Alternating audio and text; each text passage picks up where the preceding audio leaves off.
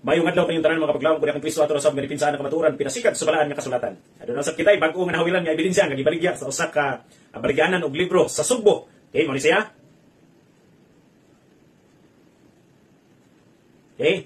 So, ato ning basahon og unsay naa diri. Okay, mao na yang imprimatur Julio R. Rosales, Arsobispo sa Sugbo. O Senyor Santo Niño, ikaw ang akong hari ug ang akong Dios. Nagasimba ako kanimo. Klaro kayo mga kapaglaom nga si Senyor Santo Niño ila dayong gisimba. Dili ako nag-ingon, kun dili kani nga pamphlet. Oh, mapalit ninyo ni. Barato kayo, 20 pesos ra ni siya mga kapaglaom kuya kang Kristo. Usa ka paglapas sa kasuguan sa Ginoo. Unang sugo, ayaw pagsimba og laing Dios gawas kanako. Ikaduhang sugo, ayaw iyukbo ang imong kaugalingon ngadto kanila. Panklaro kayo nga ila din gisimba ang kini nga ribulto. Mo na mga kapaglaom dili sa pagpangdaot. Tungod kay ang tinuod natong simbahon mao lamang ang magbubuhat sa langit ug sayuta ang Dios nga gamhanan nga ana sa kahitasan. I-share kini nga video aron makaminsay ka sa uban. Sumala pa sa balaang kasulatan San Juan kapitulo 8 bersikulo 44 nga ang amahan sa baka mao ang Yawa. So kini atong higala karon nga I think siguro magpastoy siguro ni sa Seventh-day Adventist. Gigamit niya ang basahon or nobinahan sa gitawag og Katoliko.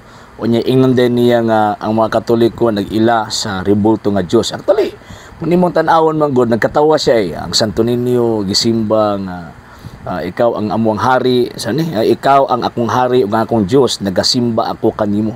Ang nasa una ang iyang interpretation refers sa ribulto. Mali.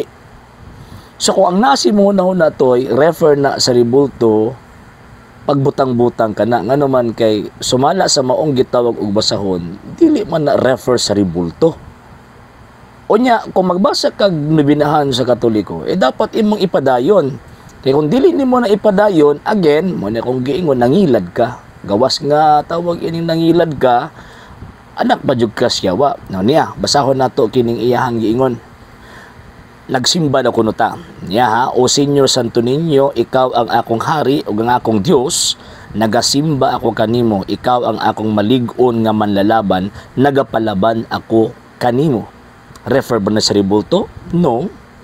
Kining ingon din nga, o Senyor Santo Niño, refer na sa person. Kaya kung atuan ang ipadayon, ikaw ang patron sa Sugbo, nagadangop ako kanimo, ikaw nga nagbuhat sa daghang makatingalahan, pinaagi sa imong larawan nga milagroso.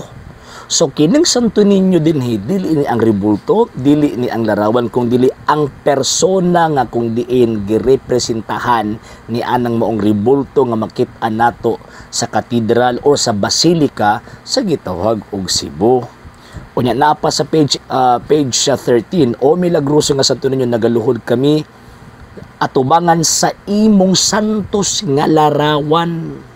Buti pasabot ka ng word nga imong, buti pasabot possessive pronoun nga nagapunting sa person nga kung diin na ay girepresentahan nga ribulto o larawan. So kinang giingon din nga akong hari o ang akong Dios dili na refer sa ribulto nga among gisimba, kung dili ang among gisimba kining gitawag og Santo Niño nga persona that refers to Christ. Kaya kung di sa balang kasulatan, ang Santo Niño mauman si Ginoong Hesukristo. Kung hindi lagi magpataka lagi, kay mapagbabungkuta, ulaw kayo, mahimo tang anak sa demonyo. Okay? Sa hindi pa po nakapag-follow sa mga pages po natin, i-follow nyo po yung mga pages po natin. RJ Horolanciano II, TV Apolia Punto Argumento page, Kuya Apologist TV page, and RJ's Vlog 2022. And pwede rin po kayo mag-send po dyan ng Facebook stars. And also, sa atin po mga channels, sa hindi po nakapag-subscribe, i-subscribe po ninyo yung mga channels natin. Dalay Catholic, Apologist International Official, RJ Sanado II TV, Kuya Apologist TV, and Barrio Kawayan Religious Forum. And pwede rin po kayo mag-send po dyan ng super sticker, super chats, and super thanks. And maraming salamat po sa mga kapatid at mga Katoliko na ulis pong tumutulong sa programa po natin. Maraming salamat po. Nang dahil po sa tulong at suporta po ninyo, ang programa pong ito, until now, andito pa rin po sa social media. And until now din po, nangangailangan pa rin po tayo sa tulong at suporta po ninyo dahil wala po kami magagawa rito mga sir, mga ma'am, kung wala po yung tulong at suporta po ninyo. Sa gusto pong tumulong, sa gusto pong sumuporta, pwede po ninyong ipadala ang tulong at suporta po ninyo sa pamamagitan po ng ating mga account numbers dyan po sa ating pong screen. And pwede niyo po kaming i-message sa ating pong page kung via remittance po yung papadala po ninyo. Maraming salamat po in advance.